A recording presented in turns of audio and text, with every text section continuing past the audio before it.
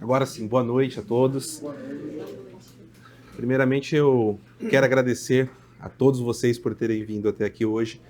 É uma honra para mim ter uma audiência seleta. Eu que nem sou daqui, né? E eu vejo isso como uma expressão de carinho muito grande. Eu quero agradecer aos amigos do Centro Dom Bosco, primeiro pelo convite em receber a mim e ao meu amigo Roger, né, meu irmão de batalha diário. E para nós é uma alegria muito grande estarmos aqui no Centro Dom Bosco. Especialmente assim para mim é uma alegria muito grande mesmo, é uma honra. Eu que acompanho o CDB praticamente desde a sua fundação, cansei de assistir aulas lá desde a primeira salinha pela internet. Eu nunca me imaginei estar aqui hoje, né, ministrando uma aula para vocês. Então, muito obrigado pela confiança de cada um. Muito obrigado mesmo. E hoje, pessoal, eu vim conversar com vocês sobre um assunto extremamente importante que não tem a devida atenção dada a ele, né, que é o Foro de São Paulo. E eu acabo de publicar uma obra sobre este tema, que é esse livro aqui, O Mínimo sobre o Foro de São Paulo, onde eu trato ele com uma abordagem diferente do que já foi abordado até aqui. Então, para a gente falar sobre o Foro de São Paulo e a questão da esquerda católica dentro do Foro de São Paulo, eu quero fazer uma pequena retrospectiva aqui dos nossos dias de hoje. Porque a partir ali das jornadas de 2013, que começaram lá na minha terra, na Terra da Garoa, em São Paulo, com um movimento extremista de esquerda, o movimento Passe Livre, aquilo despertou a população para vários problemas que o Brasil estava enfrentando. E a população toma a rua, a esquerda perde a hegemonia do discurso e, ao mesmo tempo, não consegue mais direcionar a massa para o discurso que eles queriam. E uma coisa muito interessante aconteceu naquela época. Um personagem que estava limitado à internet começa a ganhar as ruas, que é o professor Olavo de Carvalho. E quando as ideias do professor Olavo de Carvalho começam a ir para a rua, com o famoso Olavo tem razão, que ficou famoso em 2013, nós tivemos muitos conceitos aparecendo. Nessa época nós começamos a ouvir falar de socialismo fabiano, comunista, que depois acabou virando xingamento, né? Tantas outras coisas, tantas estratégia das tesouras, tantos termos, conceitos que o professor Olavo foi introduzindo, e um deles foi o Foro de São Paulo. E o Foro de São Paulo começou a ser discutido. E o que nós tivemos aí, porém, foi um problema que não foi um problema, obviamente, gerado pelo professor Olavo de Carvalho, mas pela o quanto ainda estávamos e estamos verdes, né, no cenário do estudo da ciência política, da batalha ideológica, da luta contra-revolucionária. Né? Ainda nós estamos engateando nesse processo e já conseguimos muito mais do que muitos outros países conseguiram em décadas. Né? Isso é algo para nos orgulharmos. Mas isso levou a dois problemas que eu reputo muito graves que nós estamos vivendo hoje. O primeiro é o enquadramento e o segundo é a simplificação. Né? Porque o enquadramento, o que ele vai fazer? Ele vai fazer com que todo adversário político ele seja colocado do mesmo lado como parte de um mesmo organismo. O que isso significa? Olha, fulano é de esquerda, tal agente político é de esquerda. Ah, esse é um comunista, esse cara é tudo igual, esquerdista é tudo igual. Então, assim, a gente não pode dizer que um Guilherme Boulos lá em São Paulo é igual ao Molon aqui no Rio de Janeiro, que não é igual a Tablet, eu quase falei o apelido que ela fica nervosa, a Tabata Amaral. Desculpa, dona Tabata, desculpa. Mas não é igual a Tabata Amaral, que não é igual o Lula, que não é igual o Maduro. Olha só. É impossível, na hora que a gente olha a Tabata Amaral, automaticamente fala, não, você é a mesma coisa que o Maduro. Não é. Isso é desonestidade intelectual, mas isso não significa que eles não tenham nortes parecidos, que em suma é a doutrina revolucionária. Então, quando a gente faz esse enquadramento, a gente passa para um próximo passo, que é a simplificação. Que é o quê? A simplificação, ela tira a profundidade, né, que a gente tem que ter para estudar esses agentes, para estudar esses movimentos. Então, nós simplificamos tudo. E o problema da simplificação é que você vai colocar assim, comunista, né? Todo mundo é comunista, etc. Eu quero fazer um exercício aqui, vamos ter bastante sinceridade aqui. Quem lembra que em 2017, 2018, quando nós identificávamos o processo revolucionário sendo aplicado, nós falávamos, não, isso aqui são os comunistas. Quem lembra disso? Todo mundo falava, comunista, quando você viu uma ação de esquerda. Não lembram disso? Na rua, fulano é comunista, você é comunista, todo mundo falava disso nas redes sociais. Depois da pandemia, nós tivemos uma abertura a uma outra vertente do movimento revolucionário, que nós comumente chamamos de globalismo. Os globalistas. E percebam que muitas pessoas nas redes sociais, na internet, etc., pelos mesmos motivos que chamavam as pessoas de comunistas, chamam de globalistas hoje. E muitos, infelizmente, caem no erro até de começar a relativizar o comunismo. O comunismo não é tão problema, o grande inimigo é o globalismo, etc., e não percebe que isso faz parte de uma união revolucionária. E aí, a gente vai chegar em um terceiro problema, que ele é gerado a partir dos dois primeiros, que é a simplificação, enquadramento, e chega ao desdém. E aí a coisa fica extremamente complicada. Café. Por quê? Todo o processo ele começa a virar simplesmente parte de uma forma de narrativa que todos nós vamos olhar isso e falar, mas isso não importa. Mas não, a esquerda já era. Mas o tema da nossa palestra, o Foro de São Paulo. Não, o Foro de São Paulo, isso aí já era também, isso não tem problema nenhum, não tem relevância. Não, o problema que a gente tem que combater agora são os problemas lá dos corredores de Brasília. Não, o problema que a gente tem agora é tal governador que está fazendo tal coisa. Não, é tal traidor do dia. E você começa a desdenhar de todo o processo. Não, porque eu conheço já. E o desdém é a maior armadilha que nós temos. Porque depois que você enquadra, você simplifica e vai para o desdém. Então, para a gente entender o Foro de São Paulo, a gente precisa ir um pouco além daquilo que geralmente todos nós já ouvimos e conhecemos. Qual que é a parte que nós conhecemos? O Foro de São Paulo é um grupo que se reúne, na maioria das vezes, anualmente, que reúne vários partidos políticos, reúne vários grupos guerrilheiros, intelectuais, e eles fazem reuniões, e o que importa é o que eles fazem nos corredores e não nas palestras principais. Acho que essa é a base do que todos nós conhecemos do Foro de São Paulo. Só que quais são os pressupostos que nós temos que levou à criação do Foro de São Paulo? E mais do que isso, quando a gente coloca o Foro de São Paulo simplificado, somente dessa forma, sem estudo aprofundado, a gente esquece que, eles se reuniram e estão agindo. Ok, mas como é essa ação? O que nós sentimos dessa ação? O que nós estamos observando que é a ação do Foro de São Paulo e nós não damos atenção para isso? Mas, antes de falar desse aspecto do Foro de São Paulo, e vocês vão encontrar muito mais disso no livro, com mais detalhes, tem um aspecto muito importante que é ignorado o tempo inteiro sobre a formação do Foro de São Paulo, que é o quê? A esquerda católica e como ela foi e ainda é primordial, essencial para as ações do Foro de São Paulo. Então, hoje, eu separei aqui um tema para conversar com vocês sobre o Foro de São Paulo, que é inédito, dentro do que eu exponho, obviamente, e que não está no livro.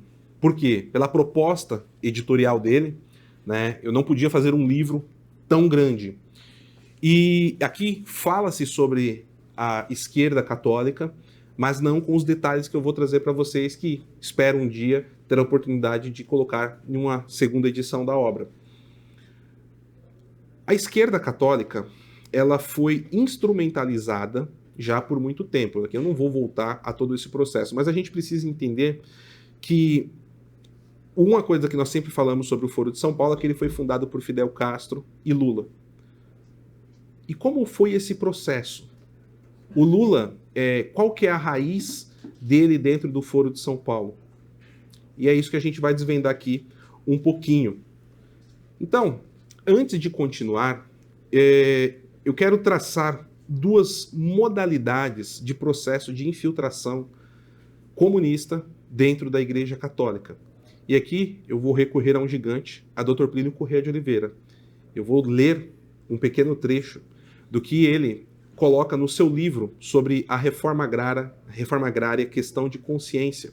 E ali ele define, em breves linhas, as duas modalidades de infiltração da esquerda dentro da Igreja Católica. A modalidade A, arrojada, consiste na formação de uma ou algumas células de comunistas integrais. Estas, clara ou ocultamente, fazem nos ambientes receptivos, por exemplo, pela difusão de slogans ou através da imprensa, a propaganda de ideias abertamente comunistas. A modalidade B, e essa aqui é a que nós mais sentimos, requintadamente cauta, é mais recente e também mais sofisticada. Consiste ela em tirar todo o proveito possível da instrumentalização de todas as esquerdas. Este processo começa pela mobilização dos oportunistas. Em todos os ambientes há espíritos sedentos de se destacar como atualizados, modernos, etc.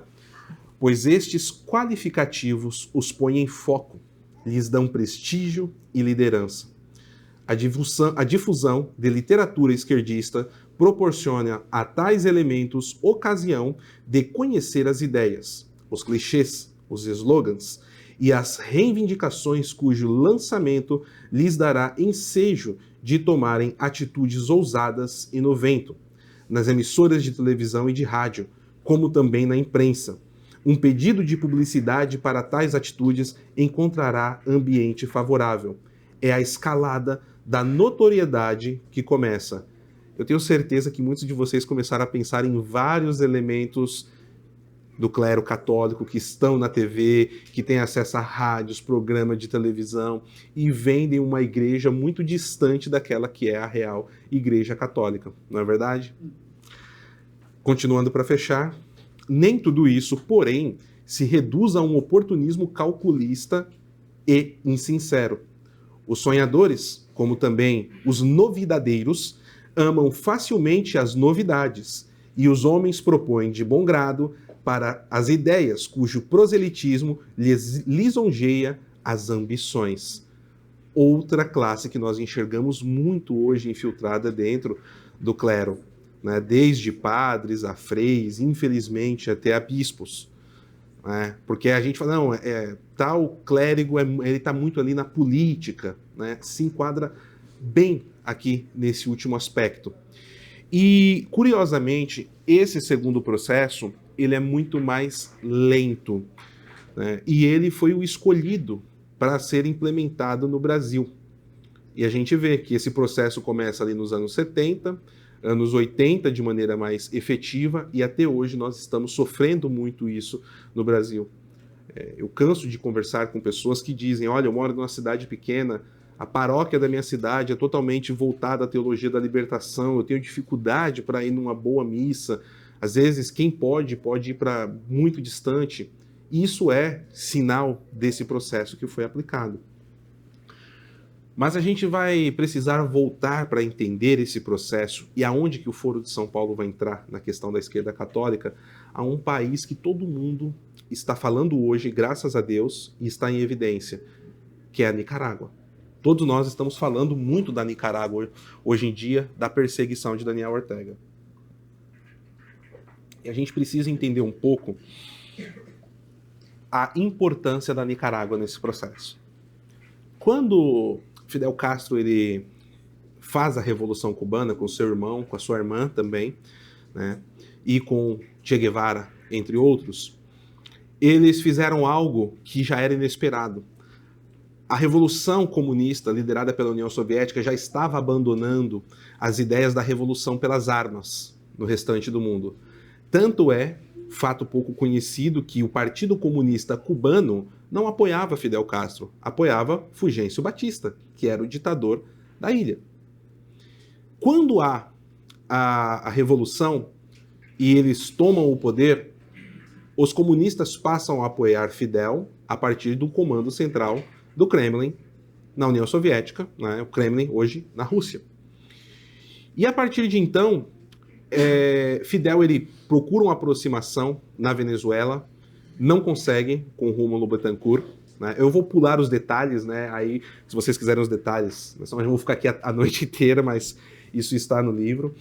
E quando ele não consegue, é fundada o Fórum da Tricontinental, onde vem agentes da África, da Ásia e das próprias Américas para uma reunião com a intenção de criar uma organização central que lideraria a revolução nesses 3 continentes.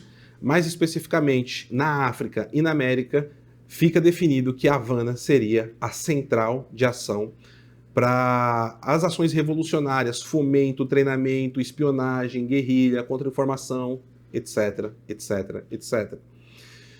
E começa, a partir de então, o fomento de guerrilhas, principalmente na Venezuela, por vingança do Fidel Castro contra o Rúmulo Betancourt. E o Betancourt consegue reunir provas, a Cuba é expulsa da OEA.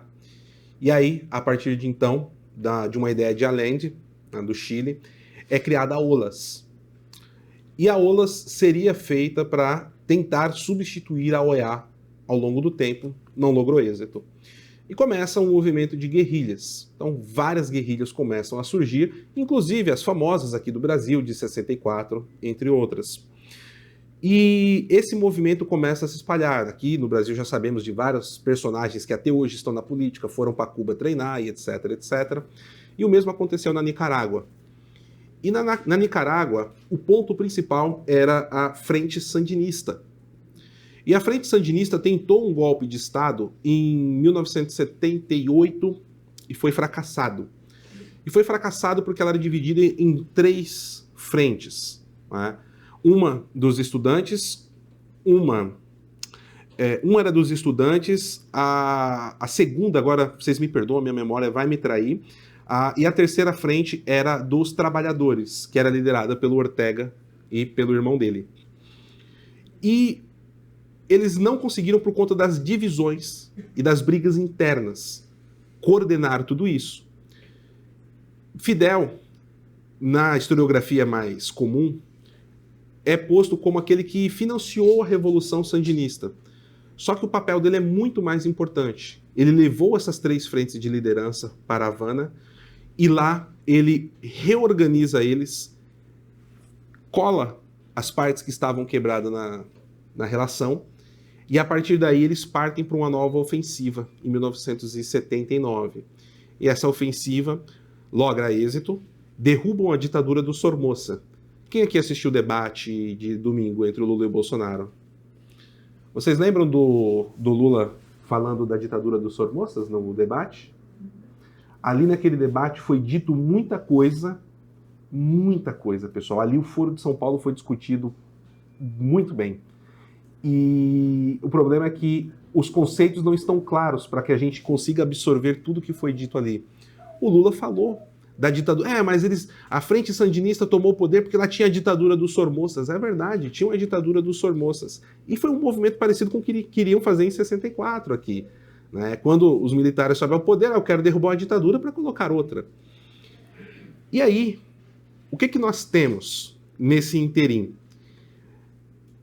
Eu vou pular aqui para ficar... Guardem essa informação. Tivemos a ditadura na Nicarágua, na Frente Sandinista, tomando o poder. Em 28 de fevereiro de 1980, no Teatro da PUC, lá em São Paulo, na Zona Oeste, né, teve uma reunião que durou uma semana, na verdade, né? Mas o ápice foi no dia 28 e ficou conhecida como a Noite Sandinista, tá? E eu quero lembrar uma coisa aqui para vocês. 28 de fevereiro de 1980, 10 dias antes, havia sido fundado o Partido dos Trabalhadores. Guardem essa informação também, por favor. Não formalmente, formalmente foi em 82, mas o PT é fundado, né, em fevereiro de 1980. O ponto alto dessa noite de explosão revolucionária, que hoje nós temos detalhes disso graças ao trabalho de infiltração dos nossos queridos amigos da TFP, sob o comando de Dr. Plínio Corrêa de Oliveira, eles trouxeram ali para nós, numa matéria enorme na revista Catolicismo, que o ponto alto da noite consistiu na entrega a Dom Pedro Casaldáliga, bispo de São Félix do Araguaia, né, um uniforme de guerrilheiro sandinista. Ele, na hora, veste, vai ao microfone numa explosão revolucionária e brada: "Eu me siento com esta roupa de guerrilheiro como me poderia sentir revestido de sacerdote." Existe a foto disso, né? Depois eu posso mostrar para vocês depois da palestra, se vocês quiserem ver a foto desse momento. É um momento de explosão revolucionária total, né? E aí, no encerramento desse dia, uma outra figura que eu tenho certeza que vocês conhecem bem, Dom Paulo Evaristo Arnes. Dom Paulo Evaristo Arnes vai fazer o encerramento desse evento no dia e disse o seguinte, abre aspas para as palavras exatas de Paulo Evaristo Arnes: "Como concluir? Não há uma conclusão. A coisa apenas começou. Vejam esta pergunta. Chega de teologia e vamos à prática." Eu vou repetir. Chega de teologia e vamos à prática. Onde estão os grupos que vão para a Nicarágua para aprender? Eu respondo: sei que em São Paulo há grupos se preparando e de malas prontas para partir, até com a permissão do arcebispo de São Paulo. Voltemos ao debate de domingo agora. Quando o Bolsonaro fala, vamos falar do seu amigo então, Daniel Ortega. Seu amigo, né? Faz a pergunta. Daniel Ortega, faz a pergunta. Lembram desse ponto? E quando o Lula vai dar a resposta, percebam, façam um exercício. Olhem o vídeo de novo do debate nessa parte e olhem o orgulho com que Lula fala. Que no dia 19 de julho de 1980, ele sabe o dia exato. Ele já repetiu essa data, inclusive, em discursos de encerramento do Foro de São Paulo, que eu assisti para poder produzir e tudo mais. No dia 19 de julho de 1980 foi o dia que eu fui para Nicarágua e conheci o Daniel Ortega. Então, vamos lá. Os eventos que eu acabei de narrar aqui aconteceram no dia 28 de fevereiro de 1980. O PT foi fundado 10 dias antes. No dia 19 de julho, 5 meses depois, foi uma comitiva para a Nicarágua, a qual estava incluído o Lula, para comemorar um ano da Revolução Sandinista que eu narrei de 1979. Ou seja, Paulo Evaristo Arnes, ele falou a verdade, olha aqui. Sei que em São Paulo há grupos se preparando e de malas prontas para partir, até com a permissão do arcebispo de São Paulo. Então foi a elite do recém-fundado PT para Nicarágua, junto com clérigos. E eu vou voltar aqui outra pergunta que Dom Paulo Evaristo Arnes faz na exposição dele. Olha só como um pequeno parágrafo tem tanto. Onde estão os grupos que vão para Nicarágua para aprender? E o que eles foram aprender na Nicarágua? O movimento das comunidades eclesiais de base, como foram implementados a partir de Londrina, aqui no Brasil. que foi a base para a infusão da teologia da libertação de uma maneira estrutural dentro da Igreja Católica. Já existia a teologia da libertação nessa época, mas foi a partir dali que veio o movimento estruturado de infiltração, a partir das SEBs, seguindo o modelo sandinista. Percebem como é impossível falarmos do PT e dissociá-lo da esquerda católica?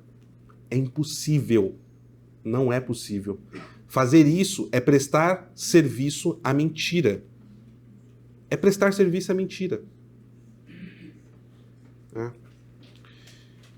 E aí nós temos, além disso, de toda essa organização das SEBs que começa a acontecer, começa um processo de tornar Fidel Castro um homem católico.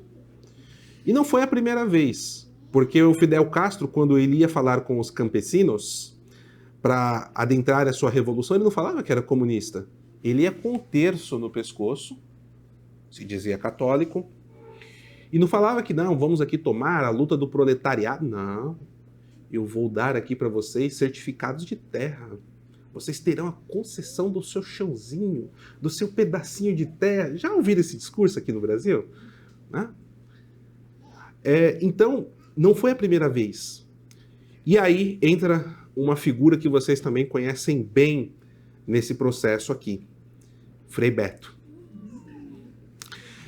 E Frei Beto começa a fazer diversas entrevistas em Havana com o Fidel Castro. Essas entrevistas foram gravadas, revisadas e transformadas nesse livro que eu trouxe aqui para vocês. Olha que bonito, ó. Fidel e a Religião. Conversas com Frei Beto. Essa minha edição aqui tá surradinha, porque ela é do ano que eu nasci, 1985. Né? Tem minha idade aqui, esse livro. Então, foi criado esse livro aqui. E, gente, eu não estou trazendo todos os detalhes que eu gostaria, porque senão realmente a gente precisaria aqui de umas 4 horas para avançar tudo isso. Outra coisa que começa a acontecer, aí a gente está falando já, esse livro é lançado em 84, 85, começa a avançar as ideias para os seminários, as comunidades eclesiais de base, a igreja começa a tornar-se cada vez mais materialista. E aí, quem aqui já ouviu falar do mosteiro de Taici, em Ibiúna? O mosteiro de Taici vira um centro de movimentação de agentes cubanos, agentes revolucionários e agentes da teologia da libertação. É onde vira o centro nervoso em Taici. E a partir de 1987 e 1990, esse movimento, principalmente de agentes cubanos, fica muito grande. Os agentes cubanos vinham para o Brasil e já iam para Itaici. E o que fica definido ali? Percebem que eu mal falei do Lula até aqui? Não é que o Lula não tenha importância, mas a gente tem que entender que o importante, acima de tudo, é o Fidel. E nessa época, o que acontece em 1989? A queda do Muro de Berlim. Em 87 acontece o desastre de Chernobyl. E em 84, 85, o Gorbachev começa o processo da perestroika e a glasnost. E o financiamento começa a minguar. Já em 1980, a União Soviética tinha dificuldade de manter todo o processo. Então percebam que, assim, como foi importante a vitória dos sandinistas em 79 na Nicarágua. E a gente quase não fala da Nicarágua. Como ela foi importante naquele momento. Então, fica definido que precisa, de alguma forma, encontrar uma fonte de parasitar algum Estado para financiar a Revolução. Nós tivemos sucesso, então, em Cuba, tivemos sucesso no Chile nos anos 70, depois acaba caindo, né, por conta do Pinochet, o regime comunista, ainda nos anos 70, nós temos a Nicarágua, temos outras tentativas menores, alguns êxitos, mas era muito importante ter um país da importância do Brasil.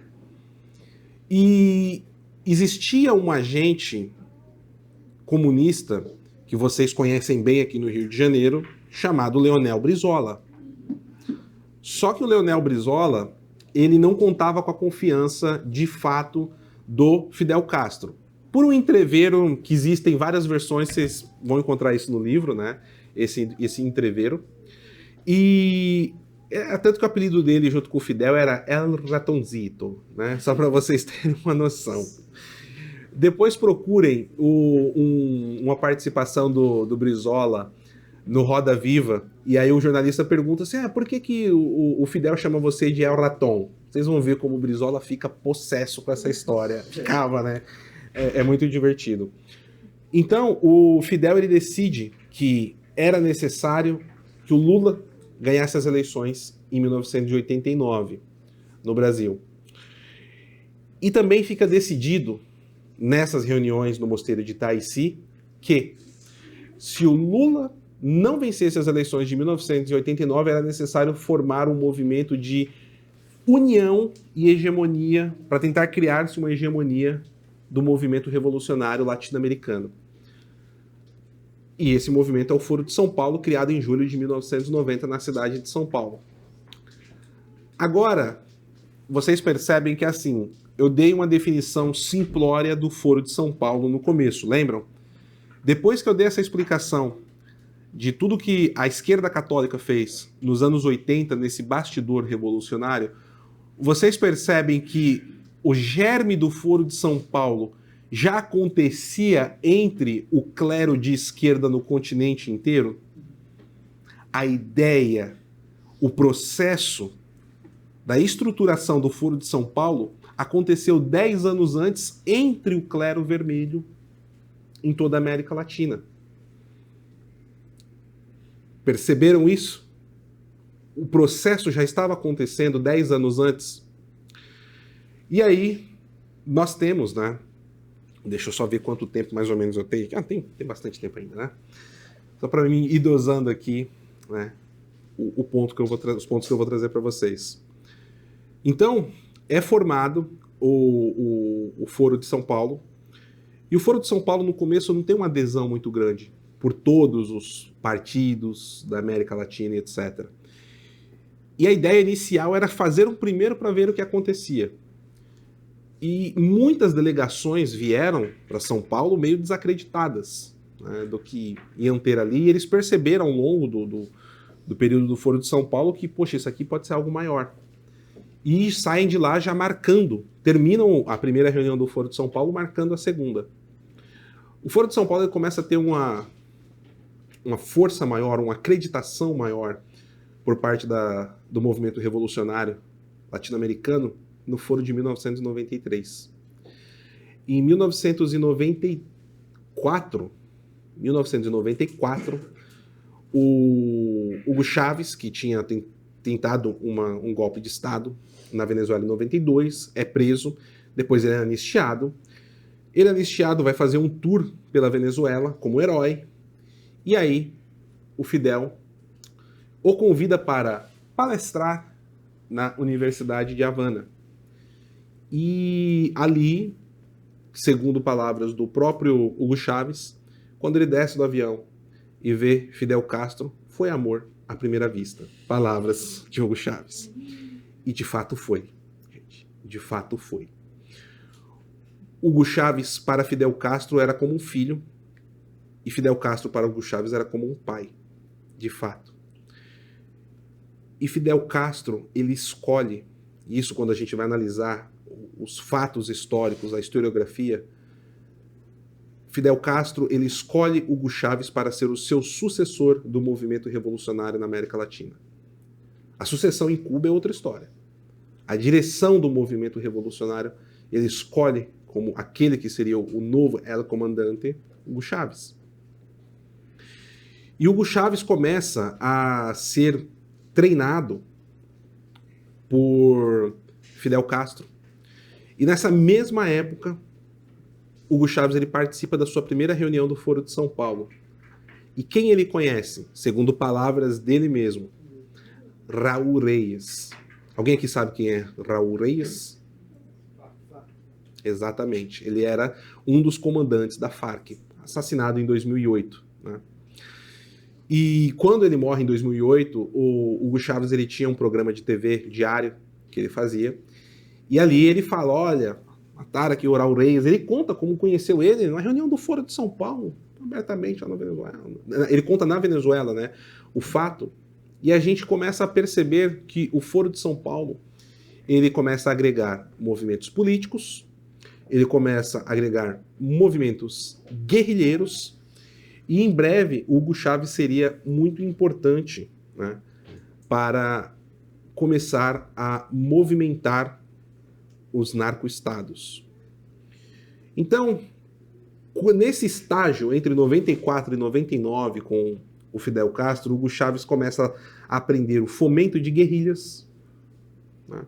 Nessa época, o Sendero Luminoso tinha acabado de ser debilitado no Peru, era uma guerrilha extremamente forte, nós tínhamos as Farc na Colômbia, a ELN, tinham muitos ainda, né? Temos algumas ainda em ação, como os sandinistas, a Frente Sandinista, está ativa, está no poder na Nicarágua. E ele também aprende como fazer uso da máquina pública para beneficiar o projeto revolucionário internacional, entre outras coisas. Mas eu quero trazer aqui um episódio que é muito importante para o momento que nós estamos vivendo. Assim que o Hugo Chávez ele sobe ao poder, tinha algo muito parecido com o Fidel. Ele não se dizia comunista, ele se dizia um liberal, ele se dizia um homem que estava aberto aos investimentos, às empresas. Procurem depois, tem um vídeo de 5 minutos, se vocês procurarem no YouTube, última entrevista Chávez, campanha eleitoral. Algo assim vocês vão encontrar.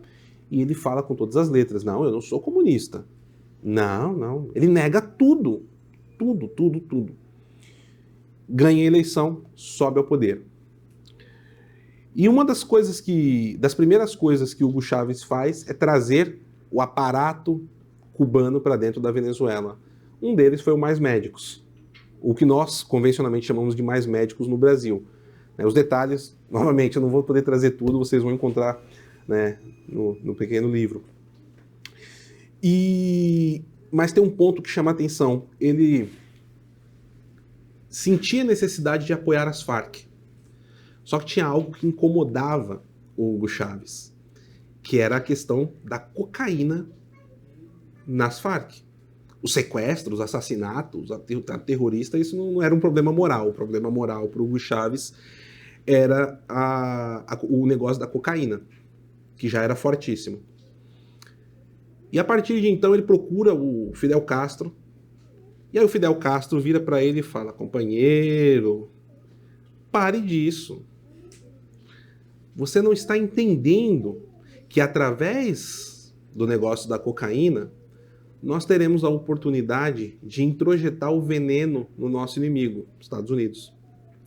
Nós vamos adoecer o seu povo, fazer com que eles gastem fábulas para recuperar esses doentes, traremos um gasto absurdo do combate às drogas na fronteira e ainda ganharemos dinheiro para financiar a revolução. Olha só que coisa maravilhosa.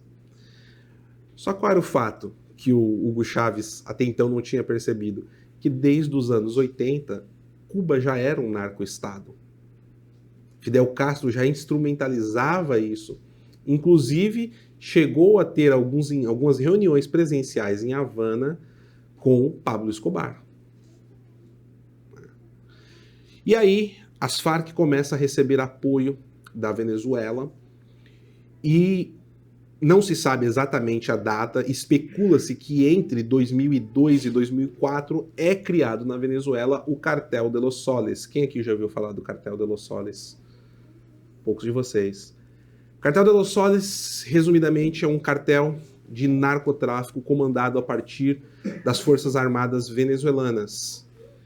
E o Cartel de los Soles existia com a anuência de Hugo Chávez, comandado por Poggio Carvajal. Alguns de vocês já devem ter ouvido falar dele recentemente. Foi preso e extraditado para os Estados Unidos.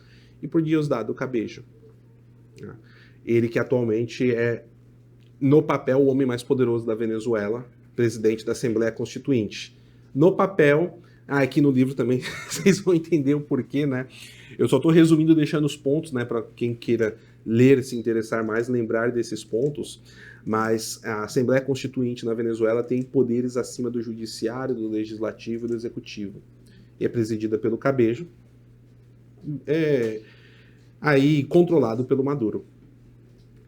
Mas o que importa aqui é que o Cartel de los Soles, ele começa a escoar, ali em meados dos anos 2005, 90% da cocaína produzida na Colômbia.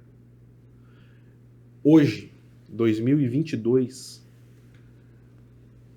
o Cartel de los Soles ele é responsável por escoar para o mundo mais ou menos 25% da cocaína no mundo. Um quarto da cocaína do mundo é escoada a partir do Cartel de los Soles na Venezuela. Então, depois da vitória de Hugo Chávez em 99 na Venezuela, veio a Argentina, com Néstor Kirchner, Brasil com Lula, Chile, Equador, Peru, Uruguai, Paraguai. Quando nós chegamos ali em 2008, o Foro de São Paulo ele já tinha conseguido alcançar o governo na maioria dos países. E em 2005 eles saem da escuridão e aí começa a ser permitido a falar-se do Foro de São Paulo. E aqui eu tenho que mencionar que no Brasil, o primeiro brasileiro a começar a falar sobre o Foro de São Paulo foi o Dr. José Carlos Graça Wagner. Ele falece no final dos anos 90 e nisso ele já tinha passado muita coisa para o professor Olavo de Carvalho, das suas pesquisas, do seu arquivo, do que ele estava estudando desde 1993. Ele soube do Foro de São Paulo por refugiados cubanos nos Estados Unidos. E aí o professor Olavo também, com o pessoal do Mídia Sem Máscara, o Heitor de Paula, entre outros, começa a fazer, né, esse trabalho em profundidade de denunciar o Foro de São Paulo. Só para vocês terem uma ideia como eles lograram êxito, em 2008 nós tivemos a reunião do Foro de São Paulo dentro da sede do Mercosul em Montevidéu. É disso, chegou nesse nível, né? E por vários motivos, em 2012 o Hugo Chávez ele falece. Em 2013 nós temos a queda do preço do petróleo e isso desestabilizou muito as ações do Foro de São Paulo, deixou isso frágil. Então nós temos um processo de desbaratinização das estruturas de poder do Foro de São Paulo. E eles começam a perder vários governos. A Dilma cai aqui no Brasil, o Macri vence na Argentina, né? Eles perdem o Uruguai, perdem o Paraguai, vão perder o Chile para o Piñera, mesmo com todos os problemas que o Piñera tem, etc. E eles vão perdendo país por país. No Equador sofreram um golpe muito duro, porque o Rafael Correa ele faz o seu sucessor, o Lenin Moreno. O Lenin Moreno chega na mesa, vai olhar a situação e ele fala: meu Deus, o que eu estou fazendo aqui? Não, ele fala literalmente, ele fala: eu pensei em renunciar na primeira semana de governo. Só que o Lenin Moreno, ele racha com o Foro de São Paulo, mas não denuncia. Ele faz denúncias assim: esse povo aí que me odeia agora, sabe muito bem, sei muito bem o que eles queriam e etc.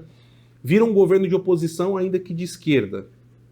E o Lenin Moreno passa a ser odiado principalmente pelo Maduro. Maduro passa a chamar ele, singelamente, de nazi-fascista, né?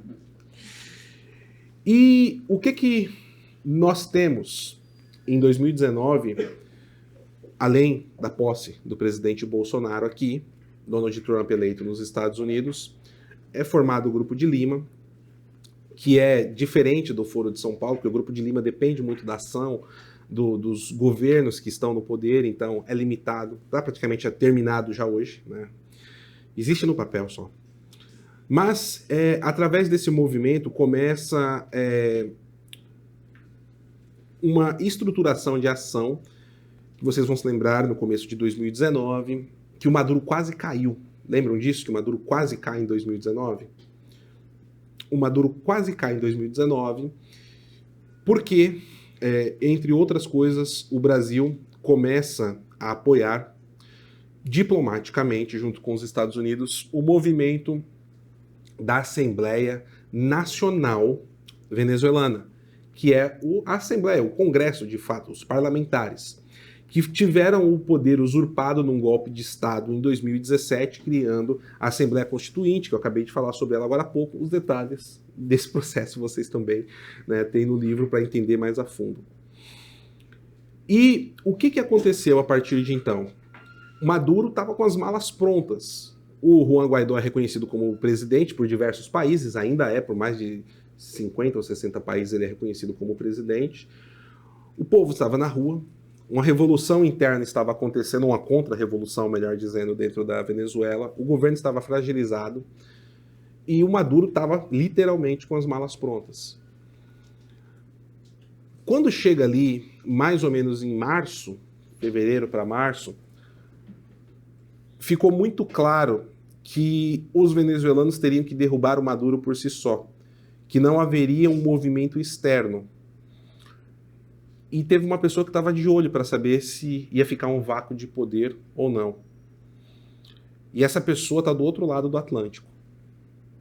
Essa pessoa chama-se Vladimir Vladimirovich Putin, que hoje aqui no Brasil muitos conservadores de direita amam o Putin. Ai, o Putin é conservador, ele é cristão, ele é tradicionalista, ele é tudo, né? Ele anda em cima do urso, né? Enfim. E o Vladimir Putin fala para o Maduro, olha, não, você fica, você não sai. E manda um avião com 300 mercenários do Wagner Group para Caracas. Wagner Group, o mesmo grupo que ele contrata para fazer o serviço sujo dentro da Ucrânia hoje. E aí o que acontece a partir de então? A Venezuela, de alguma forma, precisa pagar isso para a Rússia. E como isso é pago? Isso é pago a partir do ouro venezuelano, que muitas das minas de extração ilegal, vamos colocar assim, porque por mais que o Maduro ele está no poder, ele precisa em tudo manter uma aparência de legalidade, ainda assim com o Estado tomado do jeito que está na Venezuela. E aí a Venezuela começa a fornecer ouro para a China e para a Rússia. E nesse momento que a gente começa a ficar com a orelha em pé, porque é um país que começa a estocar ouro, está se preparando para conflito bélico. E não deu outra. Olha o que está acontecendo nos dias de hoje lá na Ucrânia. Esse movimento já estava sendo preparado. Então o Irã começa a ter uma força maior dentro da Venezuela e Vladimir Putin não manda só os mercenários, ele começa a mandar muito equipamento bélico, blindados, armas, obuseiros, entre tantas outras coisas. E a Venezuela ainda tem um problema com a sua estrutura de extração de petróleo. As refinarias deles ficaram sucateadas e eles conseguiam extrair o petróleo cru. E para tirar ali, para limpar a questão das sanções que eles têm, começaram a fazer o pirateamento de petróleo. Lembra das manchas de petróleo em setembro de 2019 aqui no Brasil? Vinha da Venezuela mesmo. E isso era transbordar, fazer o transbordo do petróleo de um navio para o outro em alto mar. Provavelmente um cabo se rompeu, caiu no mar, veio parar na costa brasileira todo aquele petróleo que vazou. Tinha uma origem venezuelana. E para quem acompanhou tudo mais, vão ver que através das várias empresas que estavam ligadas do navio, vai chegar em uma ligação com a estatal, uma empresa de capital misto da Rússia. Então, a partir disso, nós temos uma reunião do Foro de São Paulo, em julho de 2019, em Caracas. E aí é o momento que nós começamos a retomada do Foro de São Paulo, que estava num processo muito grande. Lembrem-se, não existe vácuo de poder. Nicolás Maduro conseguiu estabilizar o seu poder, que já estava em declínio grave desde 2015, com o apoio dos militares russos, dos mercenários também enviados para lá.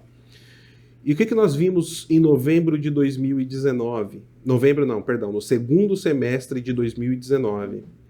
Nós vimos uma eclosão de manifestações violentas na rua, no Equador.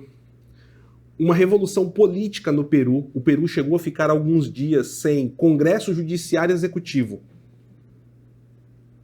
Nós tivemos o mesmo processo de enfrentamento público na Colômbia.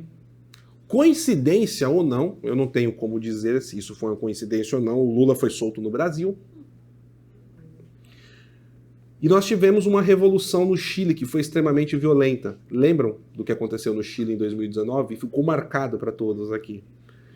E disso saiu a Constituinte, disso saiu Gabriel Boric, o referendo que nós vimos o mês passado, o resultado, que foi rechaçado. E quando o Lula saiu da prisão, qual foi uma das frases que nós ouvimos naquela época? Agora precisamos fazer aqui no Brasil o que está sendo feito no Chile. Lembram dessa frase? E nós tivemos ainda a volta do peronismo na Argentina, a retomada do MAS, o partido do Evo Morales, ao poder na Bolívia, Pedro Castillo assumindo o poder no Peru, Xiomara Castro, esposa do Zelaya, em Honduras. Eu vou voltar aqui daqui a pouco ao Equador, né? E o que nós tivemos nesse interim de retorno com força e tudo mais dos agentes do Foro de São Paulo ao poder? No ano passado, ainda o Boric não tinha ganho a eleição no Chile e nem o Gustavo Petro na Colômbia. O Evo Morales, o MAS estava com um pequeno problema de satisfação popular que precisava ser contido, precisavam aplicar uma espiral de silêncio rápida, e ele começa a fazer uma caravana na região ali próxima a La Paz, na rua, no caminhão, subir em cima do caminhão e tudo mais. E o embaixador argentino, em um desses dias, estava do lado dele. O embaixador argentino pegou o microfone, e aqui eu não vou falar as aspas exatas, mas eu vou trazer o que o embaixador argentino na Bolívia falou. Algo mais ou menos nessa linha. Não adianta o imperialismo e essa direita acharem que vão fazer alguma coisa. Nós estamos retomando tudo, um a um. E só falta a volta do companheiro Lula no Brasil para retomarmos o projeto da Pátria Grande. O embaixador argentino na Bolívia, ao lado de Evo Morales. Isso foi no segundo semestre do ano passado, de 2021, novembro, mais ou menos, está com um ano. Depois disso, nós tivemos o Boric ganhando a eleição no Chile. Qual foi um dos primeiros chefes de Estado a dar felicitações ao Gabriel Boric no Twitter? Nicolás Maduro. Nós tivemos a incrível vitória de Gustavo Petro, e o Equador eles quase conseguiram, gente. De todos os países que o Foro de São Paulo começou uma ação a partir de 2019 para retomar o poder, até o momento, hoje é dia 18 de outubro, o único país que eles não conseguiram foi o Equador. No Equador, o candidato do Rafael Correa, que por sinal, Rafael Correa está foragido da justiça do Equador, exilado na Bélgica, e vocês sabem qual um dos motivos que o Rafael Correa está solto, né, foragido da justiça equatoriana? Envolvimento em recebimento de propina de uma empresa chamada Odebrecht, entre outras coisas. Então, vocês lendo o livro, vocês vão perceber a extensão que a Lava Jato teve. Nós temos políticos condenados à prisão no Equador, no Peru. Nós temos envolvimento do esquema da Lava Jato na Venezuela, na Bolívia. Então, gente, a Operação Lava Jato, com o perdão da palavra, não era para champanhe, carros e prostitutas. era para financiamento de um projeto revolucionário no continente. Essa é a parte mais importante de tudo. E o que nós temos, né, no meio de tudo isso? O Equador vai para um segundo turno com o candidato do Rafael Correia na frente. E acontece algo no Equador que eu quero contar para vocês. O Equador é um país muito católico. Eu até me arrepio de falar o que eu vou falar aqui, eu fico arrepiado mesmo. E o Equador começa uma cruzada católica para conseguir virar as eleições e o Guilherme Lasso virar a eleição no segundo turno.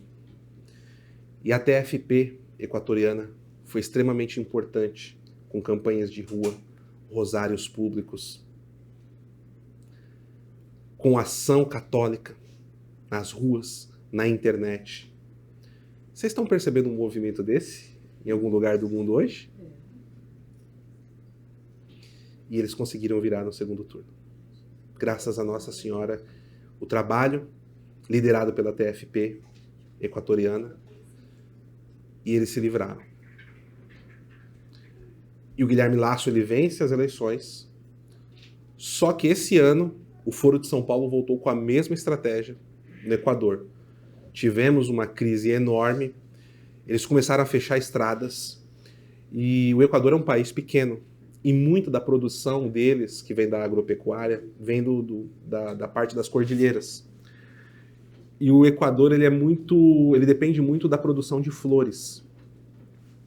Eles fecharam as estradas. O Equador começou a ter um prejuízo enorme, porque vocês imaginam, flor, se não está condicionada corretamente, quase quebrou o Equador. Mas ainda assim, eles não conseguiram o intento. O Guilherme Lasso está no poder lá. No Panamá, eles estão tentando a mesma coisa. Tivemos o mesmo script de revolução violenta popular, sindicato, povo quebrando as coisas na rua, colocando fogo, como foi em todos esses países que eu comentei que eles voltaram. Então, precisamos ficar de olho no Panamá, que pode ser que eles consigam voltar. E nós temos Daniel Ortega, que aqui nesse livro, a parte da Nicarágua, que é um apêndice, eu fiz questão de não escrever. Eu fiz questão de pedir para um padre, a qual eu tenho uma estima enorme, que é o padre Bernardo Maria, escrever sobre a teologia da libertação e a Nicarágua de Daniel Ortega. Fecha o livro com o texto do padre. E nós temos Daniel Ortega, que na última eleição da Nicarágua mandou prender 7 adversários políticos que ia concorrer na presidência com ele. 7. Algo parecido com o que o Lukashenko, o presidente da Bielorrússia, fez nas últimas eleições de 2020. Ele é tutelado e filho revolucionário de Fidel Castro, como nós já comentamos aqui mais cedo. A Daniel Ortega, a sua frente sandinista e a Nicarágua, enquanto Estado, a partir de então, teve um papel fundamental para a esquerda católica, as comunidades eclesiais de base e o Foro de São Paulo, além de ter sido o local onde Lula conhece Fidel Castro pessoalmente, após 5 meses de fundação informal do PT. Daniel Ortega, que atualmente passou a perseguir os padres, os bispos, expulsar as freiras, prendê-los, proibir missas, fechar a imprensa e radicalizar. E mesmo assim, o clero vermelho do Brasil não acorda. É inacreditável como a paixão revolucionária cega a razão. Cega a razão. É inacreditável isso. É o velho deturparam Marx. Não, o Ortega perdeu o caminho, ele se abraçou pelo poder. Lembrem da crítica do Frei Beto, né, da mosquinha azul. E, de certa forma, nós temos um país aí chamado Brosel, que fica no continente América do Leste, onde até padre já começa a ser monitorado, né, nas suas redes sociais. Mas ainda bem que isso não acontece no Brasil, gente. Lá no Brosel, na Mórica do Leste. Tá? Então, tem muita coisa assim que eu gostaria de falar mais, tem muito mais detalhes que eu gostaria de trazer para vocês. Mas qual que era o ponto principal? Mais da metade do que eu trouxe aqui para vocês hoje é material inédito dentro do meu trabalho, que eu não coloquei no livro, principalmente toda essa parte da esquerda católica, como foi estruturada, e que a gente tenha consciência do que estamos enfrentando. E que eu espero que eu tenha conseguido, de alguma forma, contribuir para que vocês hoje, quando falarem ou ouvirem falar do Foro de São Paulo, não pense naquela lá, uma reunião que acontece, que eles trocam ideias, porque a própria direita começou a relativizar. Muitos comunicadores hoje, jornalistas de direita, já falam, o Foro de São Paulo também nem é tudo isso mais, nem tem tanto poder. Lembro daquela tríade que eu falei no começo? Enquadramento, simplificação e desdém. Não desdenhem o Foro de São Paulo. Não desdenhem. Vocês vão encontrar uma história aqui, por exemplo, que envolve a Jeanine Áñez, ex-presidente boliviana, que seguiu tudo que estava na Constituição. Está apodrecendo na cadeia.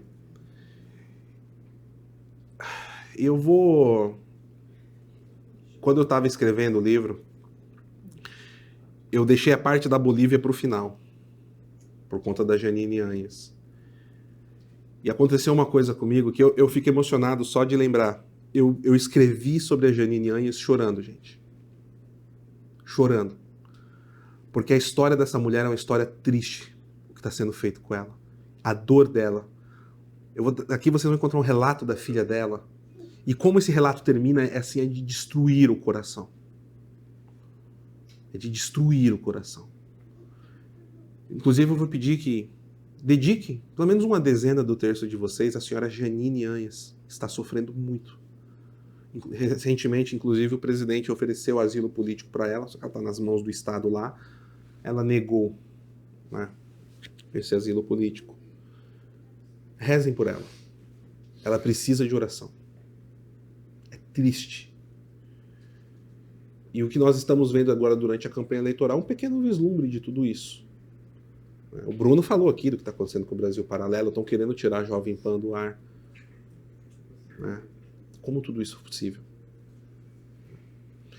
Então, gente, eu espero de verdade, que eu consiga tenha conseguido pelo menos colocar um pouco mais de materialidade do que é o Foro de São Paulo e do perigo que a gente está enfrentando, e a gente não desdenhar a união revolucionária latino-americana e principalmente o apoio que existe de parte do clero da igreja. Então, eu vou terminar aqui, como eu sempre termino as transmissões do PH Vox. Santo Terço na mão. E a oração de São Bento, patrono do PH Vox. A oração exorcística, poderosa, que nós tanto precisamos. Cruz sacra sit mic luz, non draco sit mic dux, vade retro satana, nunquam suad mic vana, sunt mala quelibas, ipse venena bibas. Em nome do Pai, do Filho e do Espírito Santo. Amém. Viva Cristo Rei! Viva! Salve! Obrigado, pessoal.